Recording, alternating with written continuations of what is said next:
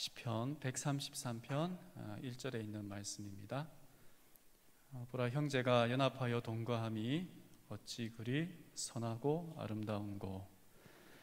세 번역에는 똑같은 말씀을 이렇게 번역했습니다. 그 얼마나 아름답고 즐거운가. 형제 자매가 어울려서 함께 사는 모습.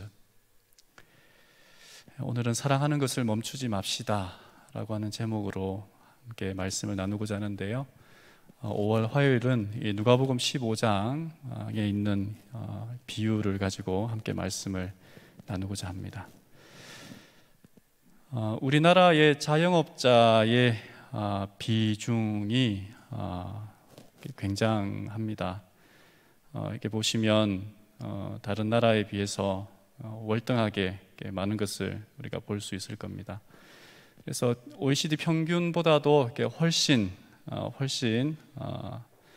높다는 것을 우리가 보게 되죠. 그래서 우리나라의 이런 어떤 경제 구조를 보게 되면 함께 하지 않고서는 결코 살아갈 수 없는 그런 시대를 살아가고 있습니다. 그래서 이 시대에 대두되고 있는 이 단어는 이 공생이라고 하는 말인데, 이 공생이라고 하는 말을 할 때 이 사회를 구성하고 있는 이 세대를 세 세대로 우리가 흔히 이야기를 합니다. 지금 오늘의 사회가 있기까지 수고했던, 그리고 이 과거에 수고했던 땀 흘린 세대들, 그리고 지금 현재 수고했던 그 세대들이 이루어 놓은 것을 또다시 애쓰고 있는 이 세대들, 그리고 아직은 준비되지 않았지만 준비하면서 미래에 수고하며 땀 흘린 세대들, 이 세 세대가 함께 공존할 때에, 잘 어우러질 때에 이 사회는 건강하다라고 이야기를 할 수 있을 것입니다.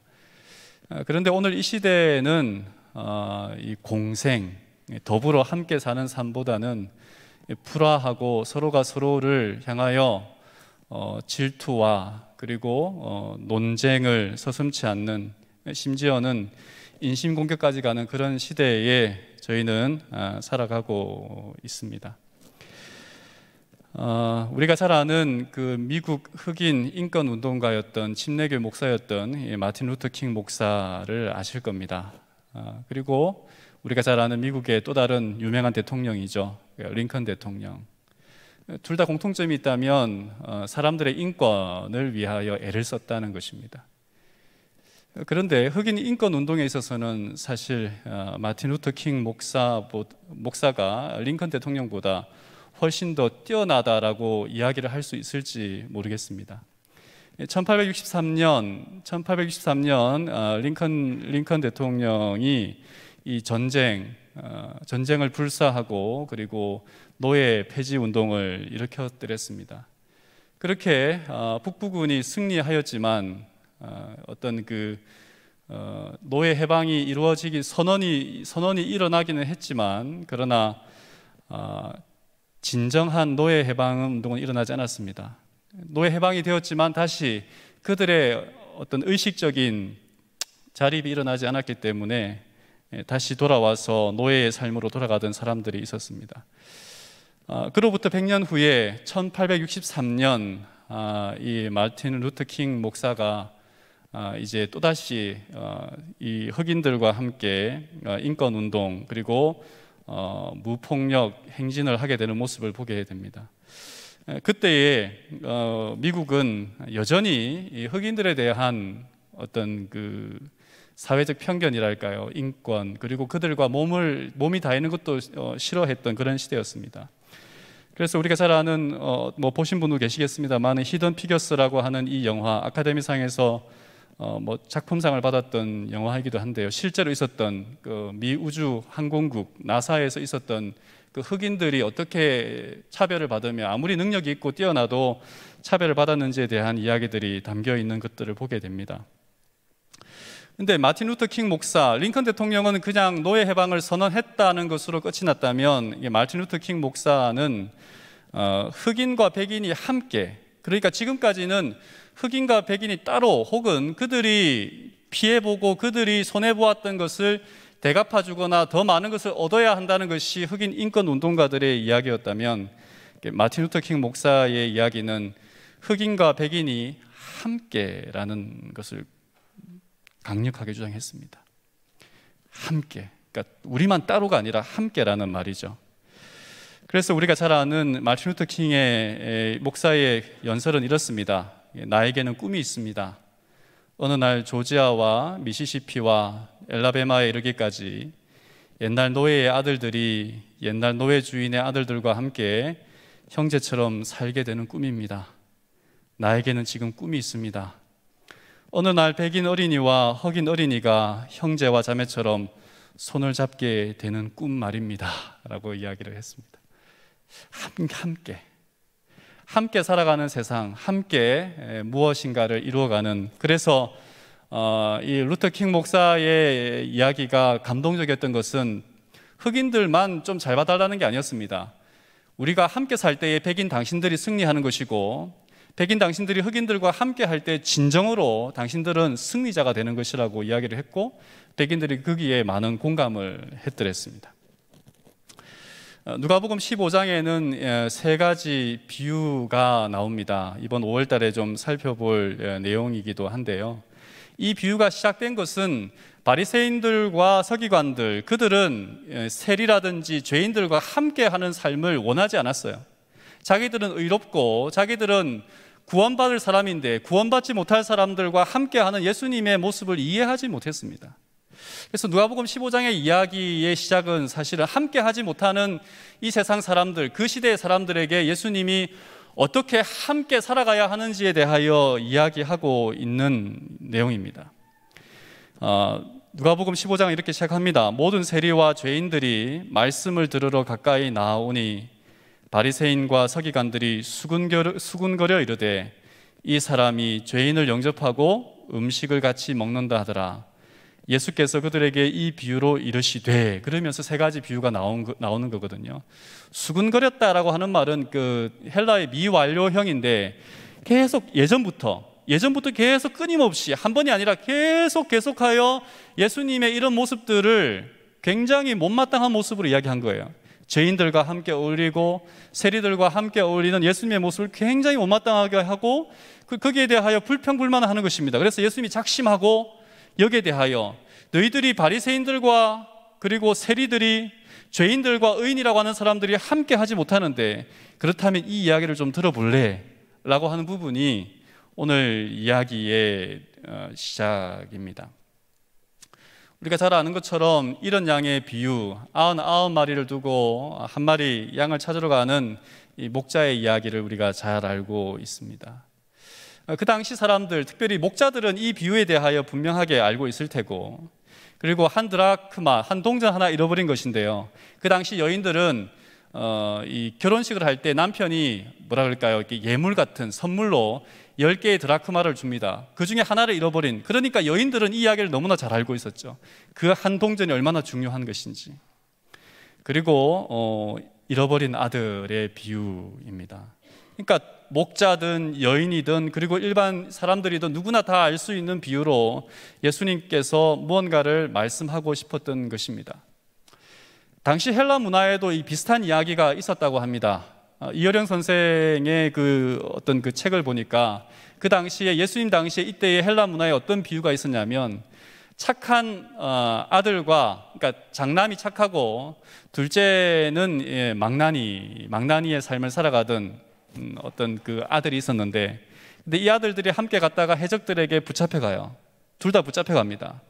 근데 해적들이 돈을 가져오면 두 아들을 풀어주겠다고 하지만 아버지가 가산을 다 팔아서 갔지만 아들 하나밖에 구할 수가 없어요. 그래서 해적에게 애걸복걸합니다. 제발 두 아들을 다 데려갈 수 있게 해달라고. 근데 해적이 매몰차게 얘기하죠. 네가 가진 돈은 아들 한 명밖에 구할 수 없다. 한 명만 데려가라. 여러분, 착한 아들과 나쁜 아들 중에 누구를 데려가면 좋겠습니까? 마지막에 이 이야기에 대한 이야기를 좀 제가 알려드리겠습니다. 그래서 누가복음 15장의 이야기는 사실 우리가 다시 들어야 할 복음 이야기라고 말할 수 있겠는데요. 그 후 며칠이 못 되어 둘째 아들이 재산을 다 모아 가지고 먼 나라에 갔다, 이렇게 이야기하는 부분으로 우리가 잘 아는 탕자의 이야기가 시작이 됩니다. 이야기는 흡사 작년에 전도회 때에 김명호 목사님이 이야기했던 것처럼 아담과 하와가 그들의 동산을 떠나갈 수밖에 없었던 이야기와 같습니다. 아버지를 떠난다는 것, 그의 삶의 터전을 떠난다는 것은 그의 정체성을 버린다는 것과 같은 말입니다. 오늘 이 시대와 다른 것이죠. 유학을 간다, 이사를 간다 이런 것과 다르고, 그 당시에는 아버지와 함께 사는 것, 그가 태어난 곳, 그의 친척들과 함께 살아간다는 것은 그의 모든 것이었습니다. 정체성이었습니다. 그것을 다 버리고 떠나간다는 것이죠. 그래서 여러분 15장에 이렇게 말합니다. 아들이 요구한 것은 이것입니다. 그 둘째가 12절에 아버지에게 말하되 아버지여 재산 중에서 내게 돌아올 분깃을 내게 주소서 하는지라. 아버지가 그 살림을 각각 나누어 주었더니 라고 이야기합니다. 그러니까 둘째 아들의 요구는 자신의 몫을 달라는 것입니다. 너무도 당연해 보이는 부분이기도 합니다. 그런데 그 당시 유산은 아버지가 죽거나 그리고 아버지가 병들어서 더 이상 재산을 관리할 수 없을 때 그때만 줄 수 있는 것이 유산이었습니다. 멀쩡하게 살아있는 아버지에게 자신의 몫의 재산을 달라고 하는 것은 한마디로 말하면 아버지 왜 아직도 살아 계십니까? 좀 얼른 좀 돌아가십시오 라고 하는 말과 같은 그런 말이었어요. 그러니까 단순하게 재산을 달라는 것이 아니라 아버지 자체를 완전히 무시했던 이 둘째 아들의 요구입니다. 13절에 보면 그 아들이 아버지가 재산을 주었더니 그것을 다 팔아서 먼 나라에 갔다라고 이야기합니다. 아까 이야기했던 것처럼 집과 부모를 떠난다는 것은 오늘과는 좀 다른 의미입니다. 친족과 부모, 고향은 그 당시 사람들의 정체성 그 자체였습니다. 내가 누구인가?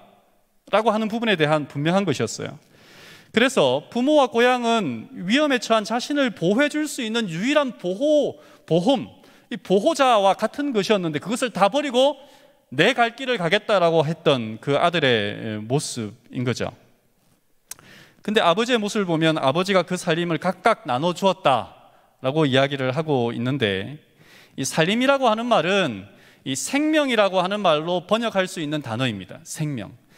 아버지가 단순히 그 아들에게 돈을 주었다라고 하는 것이 아니라 그 아들이 나를 떠나지만 그 아들이 잘 살아가기를 바라는 마음으로 정말 생명을 나누어 준 것입니다. 그것이 생명일 수밖에 없는 것은 그 당시 재산은 토지였습니다.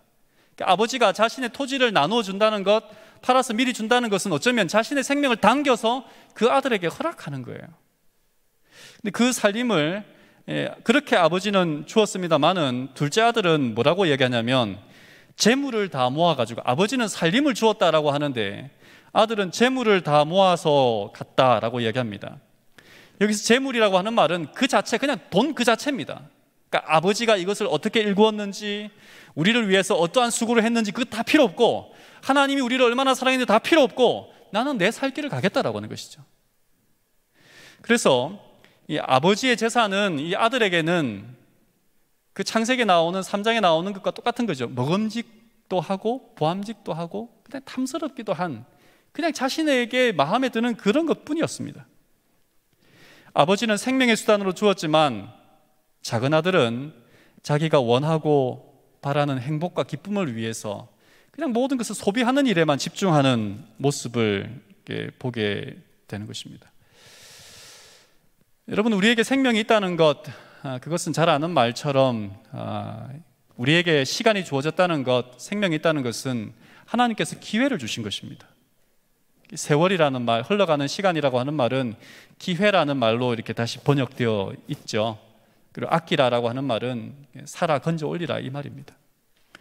우리에게 하나님께서 허락하신 이 시간은 단순히 우리가 즐기고 뭔가를 소유하고 우리가 누리는 것으로 주어진 것이 아니라 무엇하라고 주는 것이냐면 우리가 다시 생명을 건져 올릴 수 있는, 살 수 있는 기회로 허락하신 것이죠. 그래서 하나님은 우리에게 지금은 은혜 받을 만한 때라고 이야기하시고 지금은 구원의 날이라고 이야기하는 것입니다. 아들이 아버지와 함께 있는 것은 그가 생명을 유지할 수 있는 길이었어요.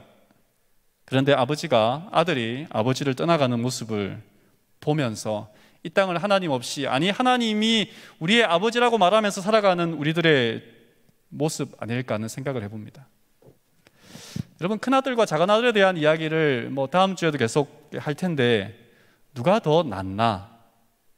누가 더 나을까? 누가 더 아버지 앞에서 나을까?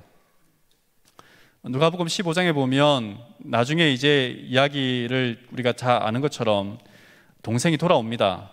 돌아왔을 때에 밭에서 일하던 큰 형이 집 가까이 와서 동생이 돌아와서 잔치를 베푼 것을 알고 들어가지 않으려고 하자 아버지가 나와서 이렇게 말하죠. 큰아들이 이야기합니다. 내가 여러 해 아버지를 섬겨 명을 어김이 없거늘 내게는 염소 새끼라도 주어 나와 내 벗으로 즐기게 하신 일이 없더니 아버지의 살림을 창녀들과 함께 삼켜버린 이 아들이 돌아오매 이를 위하여 살찐 송아지를 잡으셨나이다. 아들이 들어가지 않겠다는 겁니다. 난 절대 집에 안 가겠다는 겁니다. 왜 아들이 집에 들어가지 않겠다는 거예요? 동생의 귀향이 못마땅한 것은 단 한 가지 이유였습니다. 그건 뭐냐면 동생은 잘못했고 나는 잘못한 것이 없고 오히려 나는 잘했는데, 근데 동생보다 내가 더 의로운데 왜 동생은 잘해주고 나는 이렇게 푸대접하느냐, 이것입니다. 다른 말로 말하면 동생의 잘못보다 자신의 선행이 더 컸기 때문에 함께 하지 못하는 거예요. 바리새인들이 왜, 서기관들이 왜, 의인들이 왜 예수님께서 당시에 죄인들과 세리들과 함께하는, 창기들과 함께하는 그 모습을 보지 못한 거예요. 똑같은 겁니다. 나는 의로운데 왜 저 사람들과 함께 해야 된다는 것입니까? 나는 구원받을 사람인데, 나는 제7회 안식일수 일인교회 남은 무리들인데 왜 저 사람과 함께 해야 되냐, 이것입니다. 우리는 우리의 선행이 때로는 다른 사람들과 함께 하지 못하게 하는 이유가 된다라고 생각해 보면 아마 여러분 동의하실 겁니다. 그리고 아들이 이렇게 말합니다. 왜 아버지 집에 못 들어가겠다라고 이 때를 쓰냐면 내가 여러 해 아버지를 섬겼다, 이렇게 이야기합니다. 섬겨. 이 섬겼다라고 하는 말을 이 헬라어는 종처럼 섬겼다, 이렇게 말하는 것입니다. 단순히 아버지의 아들로서, 그 아버지를 공경하고 아버지를 봉양해야 되는 아들로서가 아니라 무엇으로 섬겼다고요? 종처럼 섬겼다. 내가 하나님을 믿는데, 하나님을 아버지라고 말하는데, 하나님, 내가 이렇게 하나님을 아버지라 모시는데 저에게 이렇게 대접하면 섭하지요. 하나님, 제가 그렇게 열심히 제가 최선을 다하여 하나님을 위하여 살았는데 이렇게 이런 문제를 저에게 주시면 하나님, 그거 아니지 않습니까? 주인과 종의 관계로 아들은 아버지를 섬겼다라고 이야기하는 정말 어처구니 없는 모습을 보게 됩니다. 근데 여러분,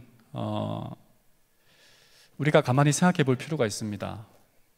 우리가 하나님을 왜 믿는가? 왜 우리가 신앙하는가? 왜 우리가 교회를 다니는가? 하는 이 부분에 대하여 정말 내가 무언가를 얻기 위하여, 내 하늘에 가기 위하여 그 자체만의 그것만으로 우리가 신앙을 한다면 큰아들과 같은 모습으로 우리가 하나님께 때를 쓰고 때로는 이야기할 수 있겠다 생각을 합니다. 여러분, 혹시 그 서비스 센터에 전화해 본 적이 있습니까? 뭔가 물건이 문제가 있어서, 어려움이 있어서. 저도 오늘 어딘가에 전화를 했더니 참 안 됐다라고 얘기하더라고요. 참 안 됐다고. 근데 가끔씩 이렇게 막 어떤 문제가 생겨서 안달복달하고 정말 이 문제를 해결하고 싶은데 해결되지 않아서 가슴이 답답할 때가 있습니다. 그러면 상대편에서 이렇게 말합니다. 이 서비스 센터에서 정말 저도 가슴이 찢어집니다. 가슴이 찢어져서 정말 어떻게 도와드릴 방법이 없네요 라고 이야기를 해요. 근데 만약에 여러분, 그 사람이 6시가 되어서 퇴근 시간이 딱 되었단 말입니다.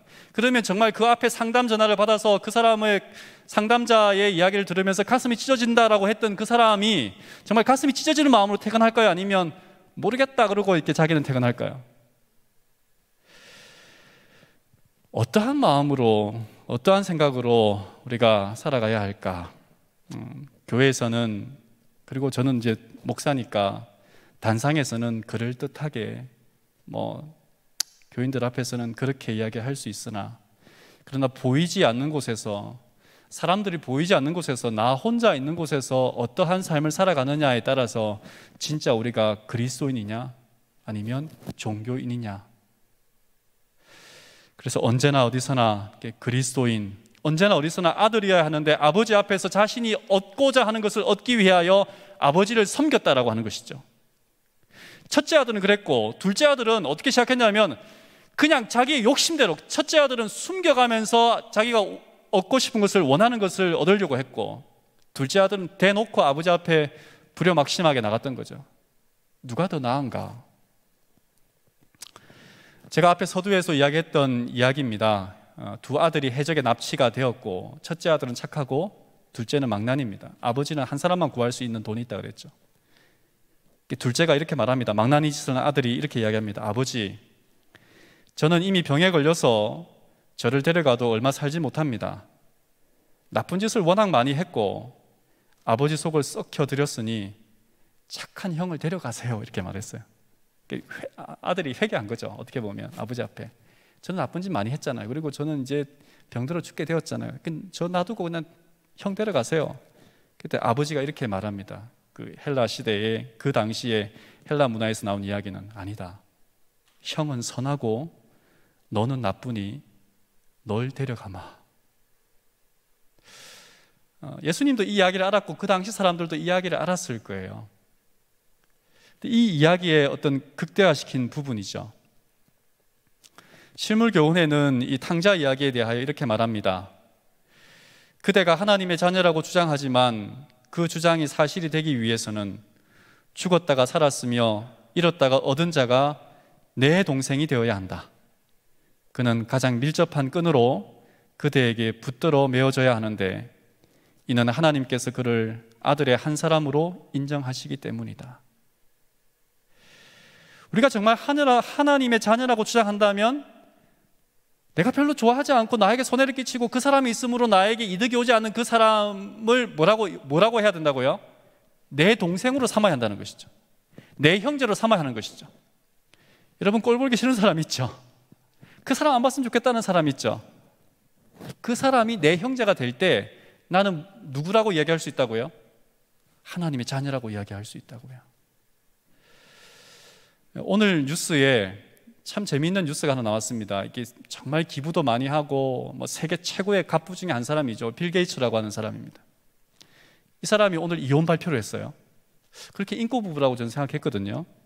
근데 그 이혼 발표를 하면서 이렇게 말했습니다. 이혼의 변이 이겁니다. 부부로서 우리는 더 이상 잘할 여지가 없습니다. 더 이상 부부로서 우리는 함께해서 더 유익해지고 함께해서 더 사랑하고 함께해서 더 뭔가를 이뤄낼 것이 없기 때문에 여기서 그만두려고 합니다 라고 빌 게이츠가 이야기를 했다는 뉴스가 오늘 떴습니다. 여러분, 이게 커크 더글라스라고 하는 사람을 아시는지 모르겠습니다. 이분의 그 오케이 목장인가요? 오케이 목장의 결투인가요? 거기에 나왔다는 분이랍니다. 그분이 96세가 되었을 때에 그의 아내에 대하여 이렇게 말을 했습니다. 아내에 대한 사랑을, 아직 아내에 대한 저의 사랑은 아직 최고는 되지 않았습니다. 아직 아내를 사랑하는 것이 더 남았고 아직도 저는 아내를 최고로 사랑한다고 생각하지 않습니다라는 말을 하는 것이죠. 여러분, 그리스도인으로서 우리는 어느 정도 처음에는 믿음에 대한, 다른 사람에 대한 마음이 열리고 또 사랑을 한다라고 고백하면서 어느 정도 되면 이만함이 되었다. 난 더 이상 성장하지 않아도, 더 이상 사랑하지 않아도, 더 이상 용서하지 않아도, 더 이상 하지 않을 거야 라고 하는 마음을 가지고 있는지도 모르겠어요. 가족들에게든지 형제들에게든지 누구든지. 근데 아직 우리의 사랑은, 아직 우리의 용서는, 다른 사람을 위한 기도는, 아직 우리가 다른 사람에 대한 모든 것들은 뭐가 되지 않았다고 고백해야 되는 거예요? 최고가 되지 않았다. 예수님께서 우리를 위해서 그렇게 오신 것입니다. 예수님께서 우리를 위하여 그 사랑을 보여주신 것입니다. 그래서 실물교훈에는 이 탕자의 이야기에 이렇게 말합니다. 많이 용서받은 자는 뭐 하게 된다고요? 많이 사랑하게 된다. 우리가 사랑하지 않는다라고 하는 말은 다른 말로 말하면 내가 용서받았다라고 하는 것을, 내가 하나님으로부터 사랑받고 있다고 하는 것을 잊어버리고 있다는 것입니다. 큰아들이 들어가지 않았다는 것은 아버지가 그렇게 나를 사랑한다는 그 사실을 외면하고 있다는 것입니다. 여러분, 오늘 우리는 정말 하나님의 사랑하는 독생자를 믿는 믿음으로 그리스도인이 되었습니다. 그렇다면 우리는 지금 내 형제를, 내 가족을, 그리고 내가 싫어하는, 그러나 그 원수까지 사랑하라고 하셨던 예수님의 그 사랑을 멈추지 말고 못 해야 되는 거예요? 끊임없이 오늘도 사랑하고, 오늘도 용서하고, 오늘도 기도하고, 오늘도 끊임없이 우리는 예수님께 나아갈 때까지 성장하고, 예수님에게 이르질 때까지 사랑하고, 예수님에 이를 때까지 용서해야 된다는 사실이죠. 이번 5월 달에 가정의 달입니다. 가정의 달, 이렇게 서로 사랑하는 사람들도 많지만, 그러나 돌아보면 가족끼리 화목하지 못한 가정들도 많고 어려운 가정들도 참 많습니다. 그래서 좀 더 예수님의 사랑, 함께 더불어 사는 이 삶에 대하여 생각하시되, 정말 무엇 때문에 난 당신과 함께 할 수 없어 라고 하는 사람이 있다면, 여러분, 예수님의 우리를 향한 예수님의 용서와 사랑을 기억하시고 그 사람을 위해서 기도해 줄 수 있는 그런 5월이 되었으면 좋겠습니다. 그리하여 우리의 사랑이 예수님에게 이르기까지 성장할 수 있는 믿음의 식구들이 되기를, 그런 5월이 되기를 간절히 바라면서 말씀을 줄이겠습니다.